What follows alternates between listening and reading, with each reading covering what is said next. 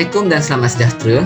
Hari ini kami ahli kumpulan Pahlawan Cahaya yang beranggotakan saya sendiri Muhammad Fikri bin Muhammad Najib dan Muhammad Haikal Fizi bin Hamdan, Muhammad Haziq Hakimi bin Muhammad Adnan dan Brenda Marcus akan membentangkan penggumbalan instrumen penaksiran alternatif.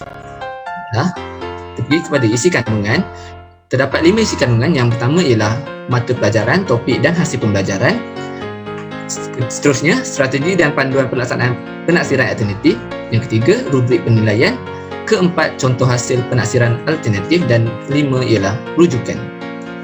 Baiklah, yang pertama iaitu mata pelajaran telah kami pilih ialah Bahasa Melayu, sudah pasti. Dan temanya ialah kesihatan dan kebersihan.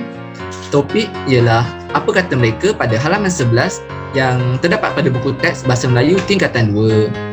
Strategi dan pelaksanaan alternatif yang telah kami gunakan untuk membina aktiviti ini ialah peta pemikiran writing.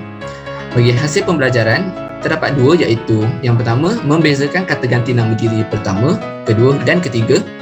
Dan hasil pembelajaran kedua ialah menyenaraikan kata ganti nama diri mengikut jenis dengan betul.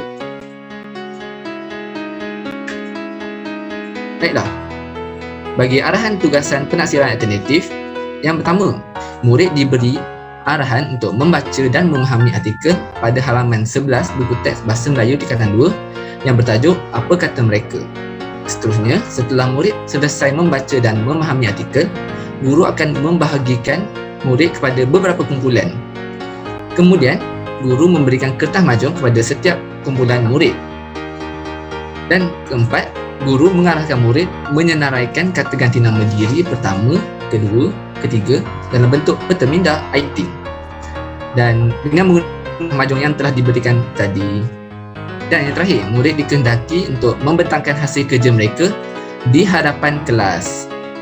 Bagi kemahiran yang telah guru gunakan untuk menjalankan aktiviti ini ialah kemahiran berfikir, kemahiran menulis dan yang terakhir ialah kemahiran bertutur. Baiklah, pembentangan ini saya akan serahkan kepada Brenda Marcus. Baik, terima kasih Muhammad Fikri. Pada bahagian ini, saya akan memberitahu tentang peta pemikiran writing.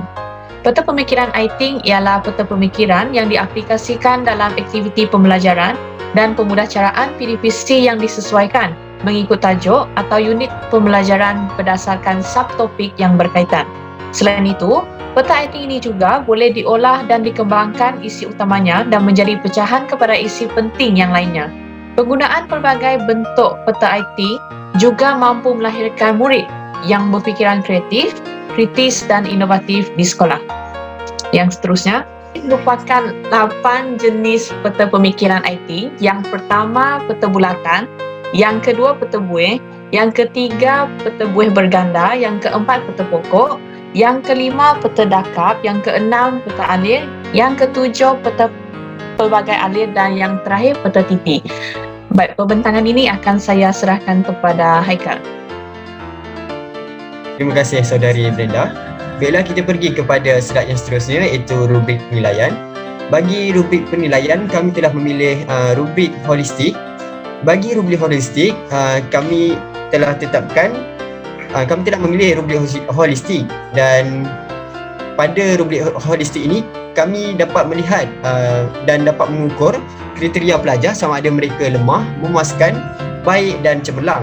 Jadi bagi kriteria tersebut, lemah kami telah menetapkan skor 1, memuaskan skor 2, baik skor 3 dan cemerlang skor 4. Untuk penerangan lebih lanjut, bagi kriteria pelajar yang lemah iaitu skor 1, pelajar tidak dapat membezakan dan menyenaraikan jenis-jenis kata ganti nama diri. Bagi skor 2 iaitu memuaskan, pelajar dapat membezakan namun tidak dapat menyenaraikan jenis-jenis kata ganti nama diri. Yang seterusnya, bagi kriteria pelajar baik iaitu skornya 3, pelajar dapat membezakan dan menyenaraikan beberapa jenis kata ganti nama diri. Dan yang terakhir, kriteria cemerlang, skornya 4, pelajar dapat membezakan dan menyenaraikan kesemua jenis kata ganti nama diri. Baiklah, kita pergi kepada slide yang seterusnya dan saya serahkan kepada Haziq Hakimi.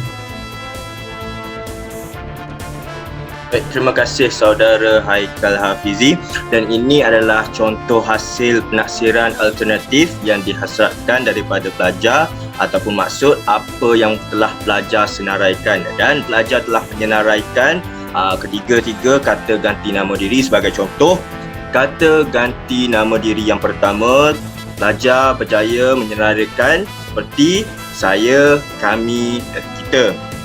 Okey. Kemudian pelajar dapat menyenaraikan kata ganti nama diri kedua, iaitu awak, anda, kamu. Dan yang terakhir, pelajar dapat menyenaraikan kata ganti nama diri yang ketiga, iaitu dia dan juga mereka. Seterusnya, ini merupakan rujukan yang telah kami rujuk daripada sumber-sumber yang sahih dan juga sumber-sumber yang boleh dipercayai. Dan itu sahaja pembentangan daripada kami, kumpulan Pahlawan Cahaya. Semoga kita berjumpa lagi di hari yang lain. Dan Assalamualaikum warahmatullahi taala wabarakatuh. Terima kasih. Terima kasih. Terima kasih. Terima kasih.